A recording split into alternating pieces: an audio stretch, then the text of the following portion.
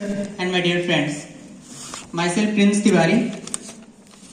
Today, I feel deeply honored to present my seminar on one of the most powerful and path-breaking Dalit feminist texts in Indian literature, Sangati by Bama Faustina Susairaz.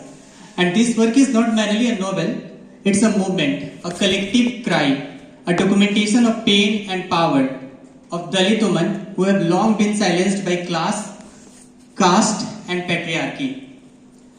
My friends, Bama's feminism is unique. It does not mirror the mainstream upper caste feminist that focuses only on gender. Her vision is Dalit feminism. Born out of double marginalization as a Dalit and as a woman.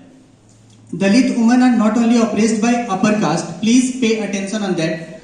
Dalit women are not oppressed by upper caste structure but also by men within their own communities. They carry the weight of social humiliation, economic deprivation, domestic violence and caste hatred. 8. They stand tall as the backbone of their community survival. Through her narrative, Bama redefines feminism as a merely and intellectual ideology, but as a fight for human dignity itself. The ideology spirit of the Periyar movement flows through the pages of this text. Bama also exposes the deep gender discrimination that begins at birth. When a boy is born, the house celebrates with joy, drums and sweets. But when a girl is born, silence falls. From the beginning, girls are trained to serve, to sacrifice and to accept their inferior position. They cook, they clean, fetch water, work in the fields and care for siblings, while boys enjoy freedom and education. These patterns are not just external rules but psychological chains that shape how girls see themselves. 8. The younger generation in Sangati begins to question this discrimination. They ask, why should a boy eat first? Why must a girl carry the family's honor? Why can't she dream, study or speak? The psychological and emotional texture of the novel is equally powerful.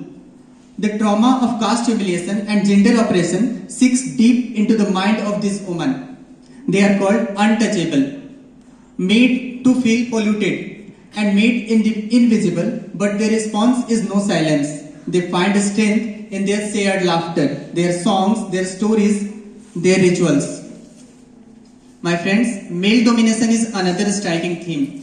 Patriarchal power structures exist not only outside but within the Dalit community. Men, often crushed by caste hierarchy, assert their power over women as way reclaiming the lost dignity. But the women in Bama's narrative are no longer submissive. They confront violence and injustice head-on. In the Sangati, there are characters like Rakamma, Maikammi and Patti are fires and unapologetic. Rakamma challenges both maid and priests. Maikanni, a young girl working as a domestic laborer, becomes the face of lost childhood and hidden strength. Patti, the grandmother, stained as the moral anchor of the community, wise, resilient and full of earthy humor. The novel is deeply political. It exposes how religion, caste, patriarchy intersect to keep Dalit women at margins of society. It connects with larger Dalit women's movement in Tamil Nadu, which reshaped feminism based on lived experiences. Rather than theoretical frameworks, through her storytelling, Bama converts marginalized existence into political power. Every story, every line in the book is a political act. Please must read it. It is the transformation of silence into speech, victimhood into resilience. As readers, we cannot read Sangati as a mere framework of literature. The philosophical question that emerges from Sangati is, can the collective voice of Dalit women break centuries of silence and oppression? The answer is a powerful yes.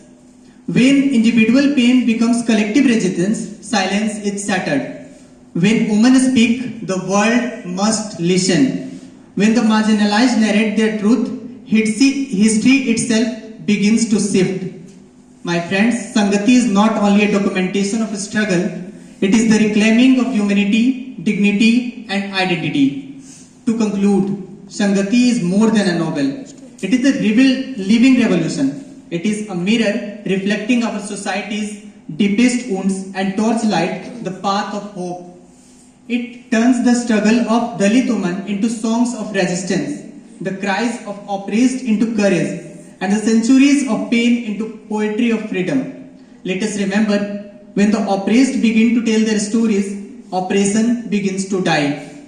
Bama Faustina Susairas has not just written a novel, she has given voice to the voiceless, strength to the silence, and hope to the humanity. Thank you so much.